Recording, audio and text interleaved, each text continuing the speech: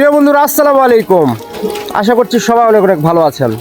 কিন্তু এই যে ঘূর্ণিঝড় মন্থার যে প্রভাব, এই প্রভাব কিন্তু আমাদের অঞ্চলেও শুরু হয়ে গিয়েছে।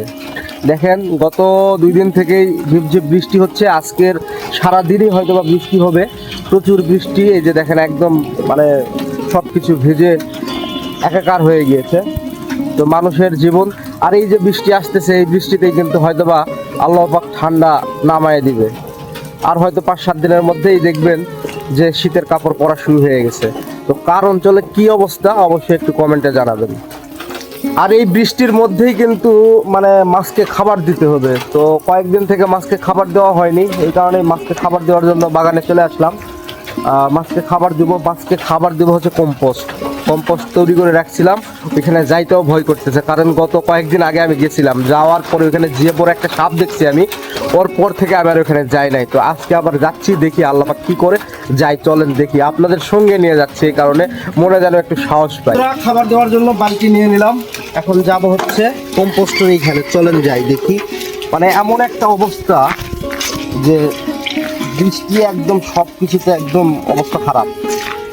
আর এই যে আমি সেদিন এই দিক দিয়ে যাচ্ছিলাম, যাওয়ার পথে ঠিক এই যে এইখানে, ক্যামেরাটা দেখাও, এইখানে বিশাল বড় একটা সাপ এই দিক দিয়ে যাচ্ছিল। আমার তো একদম অবস্থা খারাপ ভয়ে। এখন কি করে, বাবারে বাবা, এত বড় সাপ এখান থেকে। এরপর থেকে আবার এখানে আসি নাই, এই আসলাম সবে মাত্র। এখানে সুন্দর করে কম্পোস্ট করে রাখা হয়েছে। তো দেখি কম্পোস্টের কি অবস্থা। আল্লাহ, এই এক কোণা থেকে এই যে কম্পোস্টের অবস্থা,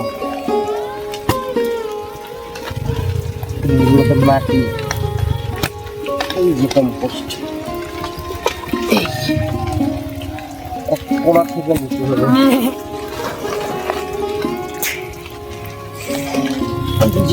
এইগুলো হচ্ছে কম্পোস্ট।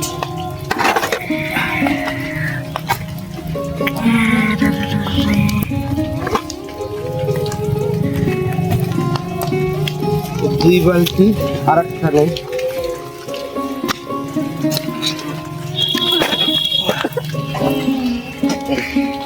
যাই পুকুরে নেই।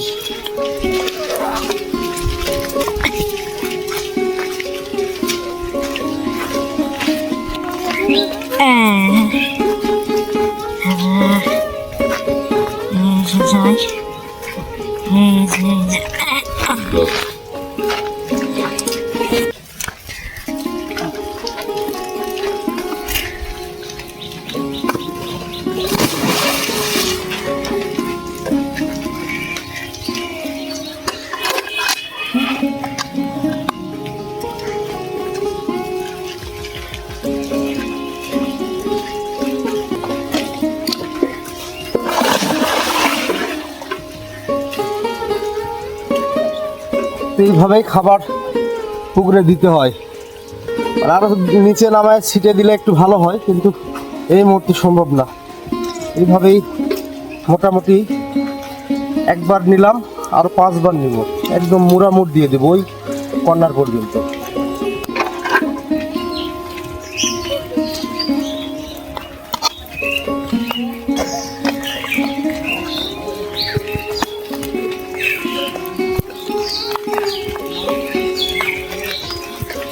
বন্ধ করে হলো।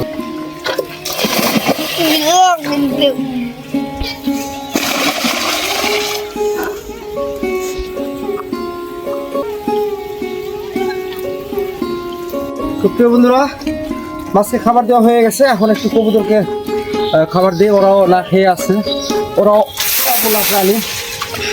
এই যে দেখেন চলে আসতেছে, দেখছেন? একটু সরে যাবো, দেখেন চলে আসবে। এই যে এখন দেখেন কবুতর আসবে।